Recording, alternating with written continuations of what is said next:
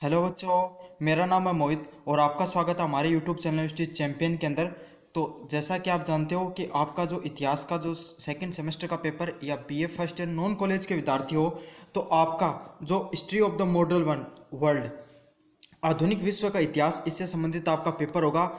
चाहे आप किसी भी यूनिवर्सिटी के विद्यार्थी हो, राजस्थान यूनिवर्सिटी को, चाहे शेखावाटी यूनिवर्सिटी को, चाहे ब्रज यूनिवर्सिटी, चाहे मत्स्य यूनिवर्सिटी का, तो इन सब का सेम ही कोर्स है और सेम ही टॉपिक आएंगे आपके।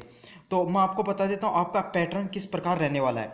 सबसे पहले आपको बच्चों की डिमांड रहती है कितने नंबर का पेपर होगा। तो पेपर है वो आपका 120 नंबर का होगा। ठीक है, टोटल मार्क्स 150 बनते हैं, प्लस 30 नंबर आपके इंटरनल एग्जाम के होंगे। इस प्रकार कुछ आपके 150 नंबर बनेंगे। 120 नंबर का थ्योरी का पेपर होगा, 30 नंबर आपके इंटरनल एग्जाम के होंगे। तो मैक्सिमम मार्क्स कितने हो गए? 150 हो गए। अब जो आप एग्जाम पास करोगे तो ये मेजर एग्जाम का पेपर आपका, जैसा कि आपको पता है ये मेजर एग्जाम का पेपर है, तो इसको पास करना आपको अनिवार्य है। तो इसके जो आपको, अगर जैसे हिस्ट्री फर्स्ट में आपका बैक रह गया और सेकंड में रह गया, तो आप फेल होने की भी संभावना है इसकी। तो इस एग्जाम को जब आप पास कर सकते हो तो न्यू एजुकेशन पॉलिसी के हिसाब से आप क्रेडिट सिस्टम से भी पास कर सकते हो। तो इस एग्जाम को पास करने के लिए आपको कितने नंबर चाहिए? 6 क्रेडिट पॉइंट मिलेंगे। ठीक है, तो ये तो थी कितने नंबर का आपका पेपर होगा। अब किस प्रकार से आपके प्रश्न पत्र आएगा, पहले मैं उसकी भी बात कर लेता हूँ। अब अपन बात करेंगे कि एग्जाम का पैटर्न किस प्रकार होगा। क्योंकि पहले क्या होता था, पहले सिर्फ 3 यूनिट आती थी, मतलब इससे पहले बीए फाइनल ईयर का सेकंड पेपर हुआ करता था, लेकिन अभी बीए फर्स्ट ईयर के सेकंड सेमेस्टर में इसको जोड़ दिया गया है history of the modern world को। तो पहले क्या होता था, 3 यूनिट हुआ करती थी, और आजकल क्या कर दिया, इसी चीज को 4 यूनिट में कन्वर्ट कर दिया गया है। तो टोटल आपके 10 आएंगे वेरी शॉर्ट क्वेश्चन, मतलब अति लघुतरात्मक क्वेश्चन। ठीक है, एक पर्सन होगा वो 2 नंबर का होगा। तो इस प्रकार कुल कितने नंबर हो गए आपके? 20 नंबर हो गए। चारों यूनिट से आपके 10 छोटे वाले क्वेश्चन आएंगे, सभी अनिवार्य रूप से आपको करने होंगे। ठीक है, आपको ये बात ध्यान रखनी है। तो एक पहले जो अति लघुतरात्मक कितने नंबर के हो गए? 20 नंबर के हो गए। अब 20 नंबर के आप क्या होंगे? लघुतरात्मक प्रश्न। अब देखो इसका अलग अलग पैटर्न है। कुछ यूनिवर्सिटी में 5 लघुतरात्मक प्रश्न पूछ लिए जाएंगे आपके, कुछ यूनिवर्सिटियों में 2 पूछे जाएंगे। तो राजस्थान यूनिवर्सिटी के विद्यार्थी हो तो इसमें तो अभी आपको 2 ही प्रश्न पूछे जाएंगे जो 10-10 नंबर के होंगे। और अलग अलग यूनिवर्सिटियों में, कुछ कुछ यूनिवर्सिटियों में हर एक यूनिट वाइज एक एक लघुतरात्मक प्रश्न पूछा जा सकता है, जो कितने नंबर का होगा? 5 नंबर का होगा। लेकिन मैं आपको ये बता देता हूँ, चाहे प्रश्न 5 पूछो चाहे प्रश्न 2 पूछो, आपको जो प्रश्न पूछे जाएंगे उन प्रश्नों में से एक तो आएगा अथवा में प्रश्न, मतलब 10 क्वेश्चन आएंगे अति लघुतरात्मक के, उसमें से आपको 5 करने पड़ेंगे। अगर 2 करने होंगे तो 4 आएंगे। ठीक है, हर यूनिट जो लघुतरात्मक प्रश्न है उनका वेटेज कितना रहेगा? 20 नंबर का रहेगा। मतलब 5 प्रश्न आएंगे, 4 प्रश्न करने होंगे तो हर आएगा 5 नंबर का। और अगर 2-2 नंबर के आएंगे तो कितने नंबर का होगा एक प्रश्न? 10 नंबर का होगा। तो कुछ इस प्रकार से आपके अति लघुतरात्मक प्रश्न है वो कितने नंबर के हैं? वो हैं 20 नंबर के। और जो लघुतरात्मक वाले प्रश्न है वो भी कितने नंबर के हैं? 20 नंबर के हैं। तो इस प्रकार से ये हो गए 40 नंबर। अब बात करते हैं निबंधात्मक प्रश्न, बड़े वाले प्रश्न। तो 4 यूनिट है आपकी, जो चारों यूनिट है उनसे एक एक क्वेश्चन आएगा अथवा में, मतलब हर यूनिट से 2 प्रश्न पूछे जाएंगे और आपको करना होगा 1। तो इस प्रकार से कुल आपको निबंधात्मक प्रश्न है वो 8 आएंगे और करने होंगे आपको 4। और तो हर प्रश्न होगा वो कितने नंबर का होता है? 20 नंबर का होगा। ठीक है, और टोटल नंबर कितने बन गए? 80 नंबर बन गए। तो इस प्रकार से आपका टोटल काउंटिंग कितनी हो गई? 120 की हो गई। मतलब अति लघुतरात्मक प्रश्न है वो कितने नंबर के आ गए? 20 नंबर के। लघुतरात्मक प्रश्न आ गए आपके 20 नंबर के। और जो निबंधात्मक प्रश्न है वो कितने नंबर के आ गए? 80 नंबर के। तो कुछ इस प्रकार आपका वेटेज बन गया 120 नंबर का। और 30 नंबर आपके इंटरनल एग्जाम जाएंगे। खास बात बता देता हूँ, इस एग्जाम को आपको पास करना अनिवार्य है। अगर आप नहीं करते हो तो आपको पेपर बैक रह सकता है। सभी रह सकते हैं पेपर बैक, लेकिन अगर आपका पेपर जो फर्स्ट ईयर में भी बैक रह गया हिस्ट्री का, तो आपको फेल होने के चांसेस बन जाते हैं इस चीज़ से आपके। अब देखो मॉडर्न वर्ल्ड की जो हिस्ट्री है इसका मैं सिलेबस भी आपको बता देता हूँ, लेकिन इससे पहले मैं बता देता हूँ, अगर आप इंपॉर्टेंट क्वेश्चन देखना चाहते हो तो इस वीडियो को थोड़ा आगे कर लेना, 6 से 7 मिनट आगे कर लेना। मैंने इंपॉर्टेंट क्वेश्चन दे दिए हैं, सिर्फ 10 क्वेश्चन दिए हैं, 8 से 10 क्वेश्चन। अगर वो कर लोगे तो आप आराम से बहुत अच्छे अंक प्राप्त करोगे, क्योंकि पिछले जितने भी दिए थे उनका बहुत अच्छा परफॉर्म रहा था हमारा। यूनिट फर्स्ट से क्या आता है, मॉडर्न वर्ल्ड के बारे में बताना है, ठीक है। उसके बाद में जो reforming of the economic changes, मतलब कैपिटलिज्म और जो पुनः जागरण हुआ था उससे जो पूंजीवाद का जो पैदा हुआ है उस पर बात करनी है आपको। यूनिट फर्स्ट में प्रश्न आएंगे, मतलब पुनः जागरण वाले प्रश्न आएंगे। साथ के साथ द अमेरिका एंड रिवॉल्यूशन, जो अमेरिका की क्रांति हुई है, ठीक है, फ्रेंच की जो क्रांति हुई है, और जो नेपोलियन बेनपार्ट। तो ये 3 प्रकार के पुनः जागरण वाले प्रश्न। दूसरा किस प्रकार का प्रश्न है, फ्रेंच क्रांति का प्रश्न आएगा यूनिट फर्स्ट में। दूसरा अमेरिका की क्रांति से संबंधित प्रश्न आएगा, और उसके अलावा नेपोलियन बोनापार्ट से संबंधित प्रश्न आएगा आपके इस यूनिट के अंदर। अब बात बढ़ते हैं अपन यूनिट नंबर 2 की तरफ। अब बात कर लेते हैं अपन यूनिट 2 के अंदर आपके किस प्रकार के प्रश्न आएंगे। तो पहला प्रश्न होगा इंडस्ट्रियल रिवॉल्यूशन। इंडस्ट्रियल रिवॉल्यूशन मतलब औद्योगिक क्रांति से संबंधित जो प्रश्न होंगे भाई, उसके क्या कारण रहे और जो प्रभाव रहे, ये सभी चीज़ों से संबंधित प्रश्न आएंगे। फिर जो दूसरा किस प्रकार का प्रश्न आएगा, revolution of the 1830 and 1848 in Europe. तो यूरोप के अंदर जो 1830 व 1848 की जो क्रांति हुई थी उससे संबंधित प्रश्न आएंगे। The rise of nationalism in 19th century, मतलब राष्ट्रवाद 19वीं शताब्दी के अंदर राष्ट्रवाद का किस प्रकार उदय हुआ, इस प्रकार के प्रश्न आएंगे। फिर इसके अंदर सीधी सीधी बात है, एक ही प्रश्न जो महत्वपूर्ण बनता है वो कौन सा बनता है, औद्योगिक क्रांति वाला। औद्योगिक क्रांति के विश्व पर पड़े हुए प्रभावों की विवेचना कीजिए, ये प्रश्न सबसे ज्यादा मोस्ट इंपॉर्टेंट है। अब बात करेंगे national unification Germany and Italy and the special reference of the Bismarck diplomacy. तो बिस्मार्क के द्वारा जो जर्मनी के एकीकरण का जो सिद्धांत दिया गया था वो, और इटली का उस पर क्या प्रभाव पड़ा, इटली और जर्मनी का जो एकीकरण हुआ था उस पर बिस्मार्क का क्या प्रभाव पड़ा, ये वाले प्रश्न आएंगे इसके अंदर। और साथ के साथ जो एक क्वेश्चन आता है age of conservation and the modernisation of Japan. तो जापान के आधुनिकीकरण पर क्या कीजिए, टिप्पणी कीजिए। तो ये वाले प्रश्न है। इसमें सबसे ज्यादा अगर मोस्ट इंपॉर्टेंट क्वेश्चन है तो इंडस्ट्रियल रिवॉल्यूशन वाला प्रश्न है, और उसके बाद में जो बिस्मार्क वाला प्रश्न है, बिस्मार्क का जर्मनी के एकीकरण पर टिप्पणी कीजिए। ये 2 प्रश्न यहां से महत्वपूर्ण है। अब अपन बढ़ेंगे यूनिट नंबर 3। अब यहां से क्या किस प्रकार का प्रश्न निकल के आया, growth of imperialism and colonialism exploitation of the new world with a special reference of countries of Asia and Africa. मतलब किस प्रकार से जो साम्राज्यवाद है, अब कलोनियलिज्म का अर्थ होता है साम्राज्यवाद, तो जो साम्राज्यवाद है वो अफ्रीका और एशिया के अंदर किस प्रकार बढ़ता है, इस पे आपको टिप्पणी करनी है। तो इस पे जो इंपॉर्टेंट क्वेश्चन है वो क्या बनेगा, साम्राज्यवाद से आप क्या समझते हो, और अफ्रीका के लिए संघर्ष पर निबंध लिखो साम्राज्यवाद के ऊपर, ठीक है। अगला इसमें क्या आता है, nature of Europe imperialism in China. तो इसके जो प्रश्न बनता है कि भाई चीनी जो क्रांति है 1911 की, उससे जो प्रमुख घटनाएं हो गई उसके ऊपर की व्याख्या कीजिए। तो इस प्रकार का क्वेश्चन होगा, revolution of the 1911 in China principle by Sun Yat Sen. तो सन यात सेन के द्वारा जो 1911 की चाइना की जो क्रांति की गई थी, ये वाला प्रश्न सबसे ज़्यादा मोस्ट इंपॉर्टेंट बनता है। ये वाला टॉपिक इसके अंदर जो सन यात सेन के द्वारा 1911 की चाइना की क्रांति की गई थी, इस पर महत्वपूर्ण टिप्पणी कीजिए, ठीक है। फिर अगली अपन बात करें तो क्या है, the Russian revolution of the 1917। तो रशिया के द्वारा जो 1917 की जो क्रांति हुई, इस पर बात करनी है आपको। The great economic depression and recovery. तो जो इकोनॉमिक की जो आर्थिक दशा खराब हुई, इस पर बात करनी है।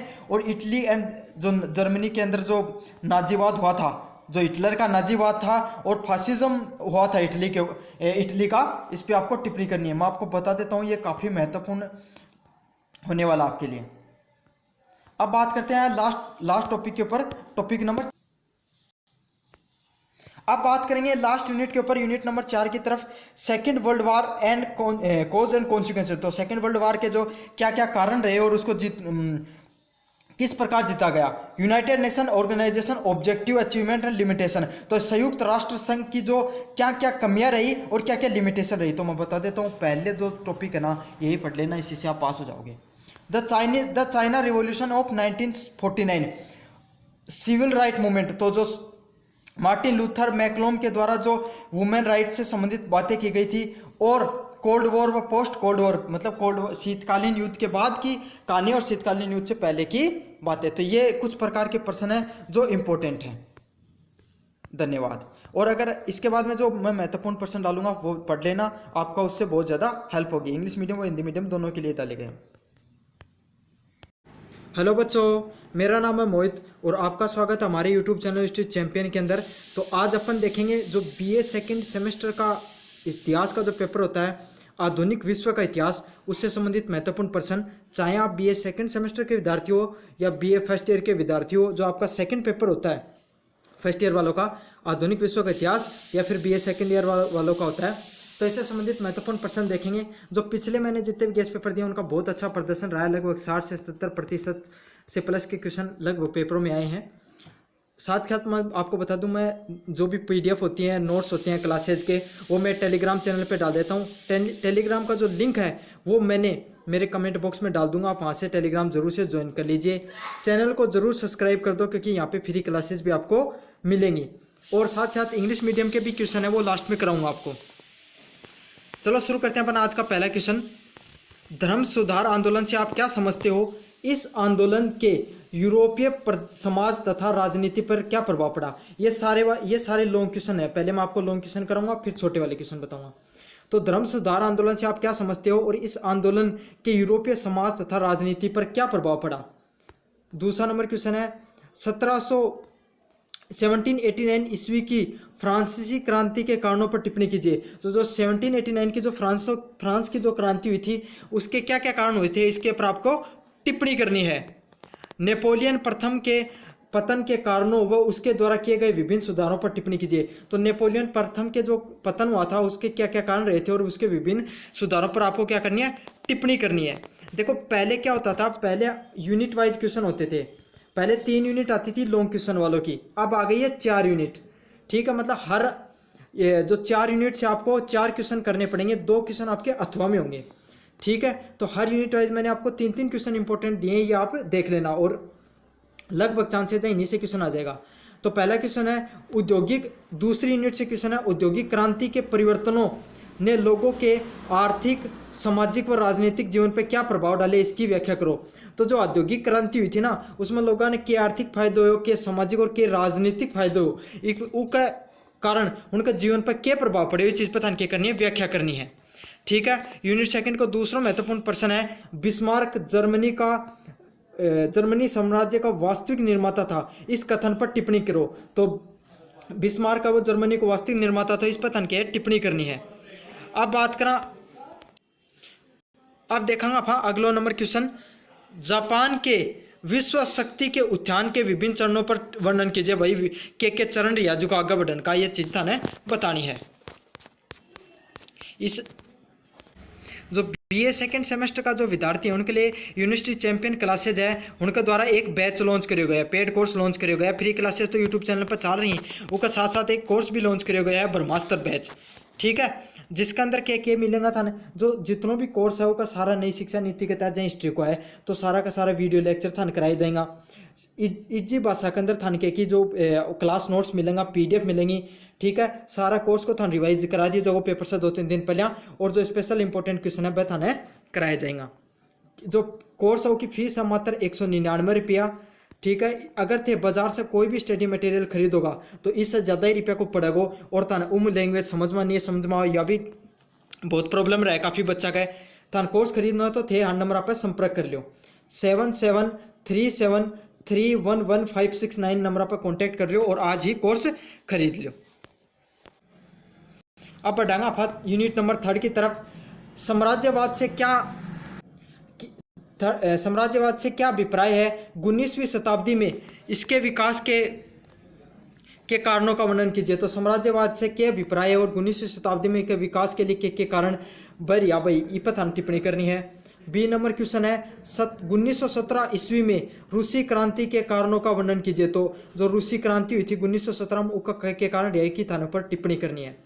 अब 30वां नंबर क्वेश्चन देखना है, 1911 की क्रांति के कारणों, घटनाओं तथा परिणामों की क्या कीजिए, व्याख्या कीजिए। तो 1911 की जो क्रांति हुई के कारण या घटना तथा परिणामों की व्याख्या करनी है था। अब बढ़ांगा यूनिट नंबर 4 की तरफ। 1939 व 1945 के ईस्वी के द्वितीय विश्व युद्ध के कारणों व परिणामों पर टिप्पणी कीजिए। तो के कारण या द्वितीय विश्व युद्ध का उका और उप के परिणाम होने पर थाना टिप्पणी करनी है। अब आगे बढ़ांगा अगला नंबर क्वेश्चन की तरफ। 1949 ईस्वी की चीनी क्रांति के कारणों, घटनाओं तथा परिणामों पर क्या टिप्पणी कीजिए। तो चीनी क्रांति की के घटना और परिणाम री पे थाना टिप्पणी करनी है। अब देखेंगे संयुक्त राष्ट्र संघ के मुख्य अंगों की व्याख्या कीजिए। तो ये था यूनिट 4 का इंपॉर्टेंट क्वेश्चन। ये सभी इंपॉर्टेंट क्वेश्चन पढ़ के चल जाओ, लगभग पेपर 100% से आ जाओगे। अब देखेंगे अति लघु उत्तरात्मक प्रश्न। अति लघु उत्तरात्मक प्रश्न 10 आऊंगा थारा, ठीक है, और सारा अनिवार्य रूप से करना होगा। काफी बच्चा की शिकायत रहे कि माना अति लघु उत्तरात्मक प्रश्न कौन मिला, कौन सा पढ़ना चाहिए, तो मैं थाना करा दूंगा। सबसे पहला क्वेश्चन है, अमेरिकी क्रांति के 4 कारण बताइए। भाई अमेरिकी क्रांति का के 4 कारण रहा है बताओ। समुद्री मार्ग की खोज के 2 परिणामों को लिखिए।